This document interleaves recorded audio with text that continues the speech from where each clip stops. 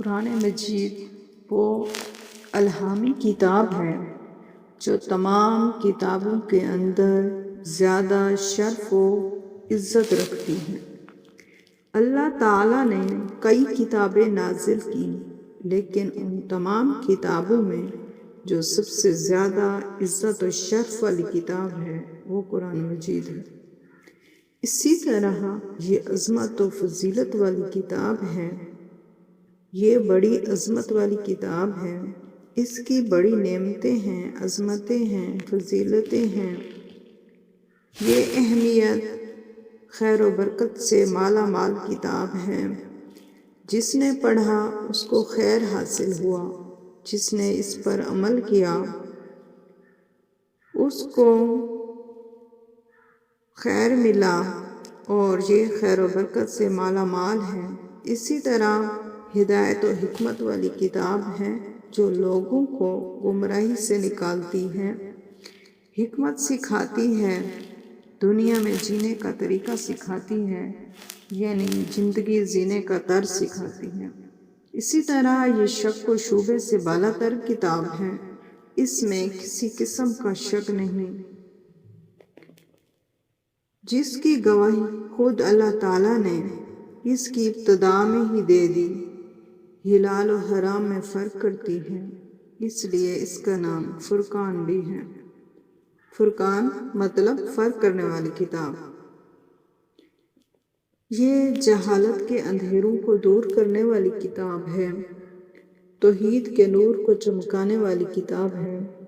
جس قوم نے اس کو تھاما، جہالت کے اندھیرے ان سے ہٹ گئے اور توحید کے نور سے ان کی زندگیاں منور ہوئیں۔ اسی طرح ایمان لانے والوں کو خوشخبریاں سناتی ہے، جو لوگ ایمان نہیں لائے ان کو وعید و نصیحت کر کہ سدھر جاؤ، موقع ہے۔ بنی نوع انسانیت کے لیے سب سے عظیم اور بڑی نعمت ہے۔ اس کی فضیلت میں صرف ایک بات ہی کہنا کافی ہے، کہنے سے اس کا حق ادا ہو جاتا ہے کہ جس رات یہ نازل ہوئی، اللہ تعالیٰ نے اس رات کو 1000 مہینوں کی عبادت سے افضل قرار دے دیا۔ اس سے بڑی فضیلت کچھ ہو سکتی ہے؟ قرآن مجید کا دعویٰ ہے کہ اس میں کوئی باطل بات داخل نہیں ہو سکتی، اس لیے کہ قرآن حکیم کا ایک ایک حرف اتنی زبردست کیلکولیشن اور اتنے حساب و کتاب کے ساتھ اپنی جگہ پر فٹ ہے کہ اسے تھوڑا سا ادھر ادھر کرنے سے وہ ساری کیلکولیشن درہم برہم ہو جاتی ہے، جس کے ساتھ قرآن پاک کی اعجازی شان نمایاں ہے۔ اتنی بڑی کتاب میں اتنی باریک کیلکولیشن کا کوئی رائٹر تصور بھی نہیں کر سکتا۔ بریکٹس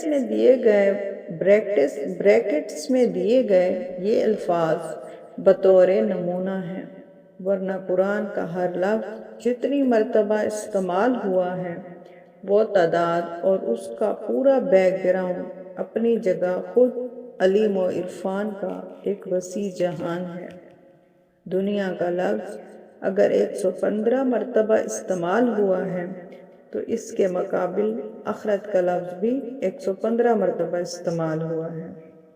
وَلَا هَٰذِهِ الْقِيَاسِ، دنیا و آخرت 115، شیاطین و ملائکہ 88 مرتبہ، موت و حیات 145 مرتبہ، نفع و فساد 50 بار، اجر و فصل 108 بار، کفر و ایمان 25، شہر 12، کیونکہ شہر کا مطلب مہینہ اور سال میں 12 مہینے ہی ہوتے ہیں، اور یوم کا لفظ 360 مرتبہ استعمال ہوا ہے۔ اتنی بڑی کتاب میں اس عددی مناسبت کا خیال رکھنا کسی بھی انسانی مصنف کے بس کی بات نہیں، مگر بات یہیں ختم نہیں ہوتی۔ جدید ترین ریسرچ کے مطابق قرآن حکیم کے حفاظتی نظام میں 19 کے عدد کا بڑا عمل دخل ہے۔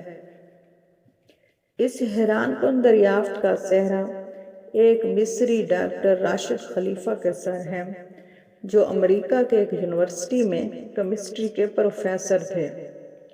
1968 میں انہوں نے مکمل قرآن پاک کمپیوٹر پر چڑھانے کے بعد قرآن پاک کی آیات ان کے الفاظ و حروف میں کوئی تعلق تلاش کرنا شروع کر دیا۔ رفتہ رفتہ اور لوگ بھی اس ریسرچ میں شامل ہوتے گئے، حتیٰ کہ 1972 میں یہ ایک باقاعدہ اسکول بن گیا۔ ریسرچ کا کام جو ہی آگے بڑھا، ان لوگوں پر قدم حیرتوں کے پہاڑ ٹوٹ پڑے۔ قرآن حکیم کے الفاظ و حرف میں انہیں ایک ایسی حسابی ترتیب نظر آئی جس کے مکمل ادراک کے لیے اس وقت تک کے بنے ہوئے کمپیوٹر ناکافی تھے۔ کلام اللہ میں 19 کا حصہ صرف سورہ مدثر میں آیا ہے، جہاں اللہ نے فرمایا، دوزخ پر ہم نے 19 محافظ فرشتوں کو مقرر کر رکھا ہے۔ اس میں کیا حکمت ہے یہ تو رب ہی جانے، لیکن اتنا اندازہ ضرور ہو جاتا ہے کہ 19 کے عدد کا تعلق اللہ کے کسی حفاظتی انتظام سے ہے۔ پھر ہر سورت کے آغاز میں قرآن مجید کی پہلی آیت بسم اللہ کو رکھا گیا ہے، گویا اس کا تعلق بھی قرآن کی حفاظت سے ہے، کیونکہ ہم دیکھتے ہیں بسم اللہ کے کل حروف بھی 19 ہیں۔ پھر یہ دیکھ کر مزید حیرت میں اضافہ ہوتا ہے کہ بسم اللہ میں ترتیب کے ساتھ 4 الفاظ استعمال ہوئے ہیں، اور ان کے بارے میں ریسرچ کی تو ثابت ہوا کہ اس پورے قرآن مجید میں 19 مرتبہ استعمال ہوا ہے۔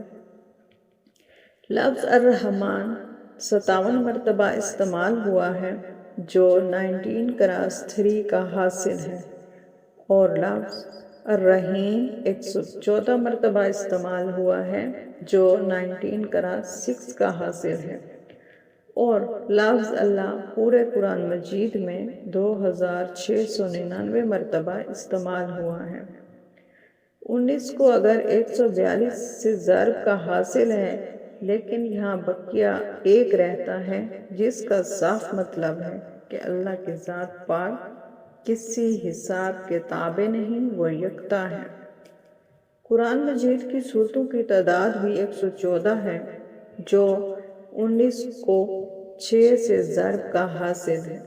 سورہ توبہ کے آغاز میں بسم اللہ نازل ہوئی، لیکن سورہ نمل آیت نمبر 30 میں مکمل بسم اللہ نازل کر کے 19 کے فارمولے کی تصدیق کر دی۔ اگر ایسا نہ ہوتا تو حسابی قاعدہ فیل ہو جاتا۔ اب آئیے حضور صلی اللہ علیہ وسلم پر اترنے والی پہلی وحی کی طرف۔ یہ سورہ الگ کی پہلی آیات ہیں، اور یہیں سے 19 کے اس حسابی فارمولے کا آغاز ہوتا۔ ان 5 آیات کے کل الفاظ 19 ہیں، اور ان 19 الفاظ کے کل حرف 76 ہیں، جو ٹھیک 19 ضرب 4 کا حاصل ہے۔ لیکن بات یہیں ختم نہیں ہوتی۔ جب سورہ الگ کے کل حرف کی گنتی کی گئی تو عقل تو برتہ حیرت میں ڈوب گئی کہ اس کے کل حروف 304 ہیں، جو 19 کو 4 ضرب 4 کا حاصل ہے۔ اور سامعین و کرام، عقل یہ دیکھ کر حیرت کی اتھاہ گہرائیوں میں مزید ڈوب جاتی ہے کہ قرآن پاک کی موجودہ ترتیب کے مطابق سورہ الگ قرآن پاک کی 96 نمبر سورت ہے۔ اب اگر قرآن کی آخری سورہ ناس کی طرف سے گنتی کریں تو آخر کی طرف سے سورہ الگ کا نمبر 19 بنتا ہے، اور اگر ابتدا سے دیکھیں تو اس کا نمبر 96 بنتا ہے۔ پہلے 95 صورتیں ہیں جو ٹھیک 19 ضرب 5 کا حاصل ضرب ہے، جس سے یہ بھی ثابت ہو جاتا ہے کہ صورتوں کے آگے پیچھے کی ترتیب بھی انسانی نہیں بلکہ اللہ تعالیٰ کے حسابی نظام کا ہی ایک حصہ ہے۔ قرآن پاک کی سب سے آخر میں نازل ہونے والی سورت سورہ نصر ہے۔ یہ سن کر آپ پر پھر ایک مرتبہ خوشگوار حیرت طاری ہوگی کہ اللہ پاک نے یہاں بھی 19 کا نظام برقرار رکھا ہے۔ پہلی وحی کی طرح آخری وحی سورہ نصر ٹھیک 19 الفاظ پر مشتمل ہے۔ یوں کلام اللہ کی پہلی اور آخری سورت ایک ہی حسابی قاعدے سے نازل ہوئی۔ سورہ فاتحہ کے بعد قرآن حکیم کی پہلی سورت سورہ بقرہ کی کل آیات 286 ہیں، اور 2 ہٹا دیں تو مکی صورتوں کی تعداد سامنے آتی ہے۔ 6 ہٹا دیں تو مدنی صورتوں کی تعداد سامنے آتی ہے۔ 86 کو 28 کے ساتھ جمع کریں تو کل صورتوں کی تعداد 114 سامنے آتی ہے۔ آج جبکہ عقل و خرد کو سائنسی ترقی پر بڑا ناز ہے، یہیں قرآن پھر اپنا چیلنج دہراتا ہے۔ حساب دان، سائنسدان، ہر خاص و عام، مومن، کافر سبھی سوچنے پر مجبور ہیں کہ آج بھی کسی کتاب میں ایسا حسابی نظام ڈالنا انسانی وسعت سے باہر ہے۔ طاقتور کمپیوٹرز کی مدد سے بھی اس جیسے حسابی نظام کے مطابق ہر طرح کی غلطیوں سے پاک کسی کتاب کی تشکیل ناممکن ہو، لیکن 1400 سال پہلے تو اس کا تصور ہی محال ہے۔ لہٰذا کوئی بھی صحیح العقل آدمی اس بات کا انکار کر سکتا ہے کہ قرآن کریم کا حسابی نظام اللہ کا ایسا شاہکار معجزہ ہے جس کا جواب قیامت تک کبھی نہیں ہو سکتا، وہ اس بات سے انکار نہیں کر سکتا۔ اور قرآن میں اللہ تعالیٰ ایک جگہ فرماتے ہیں کہ پوچھ لو گنتی کرنے والوں سے، القرآن کی روز تلاوت کیا کریں۔ اللہ ہم سب کو قرآن پاک پڑھنے سمجھنے کی توفیق عطا فرمائے اور ہمارے دلوں میں ایمان کو سلامت رکھے اور اللہ کے احکام پر عمل کرنے کی توفیق عطا فرمائے، آمین۔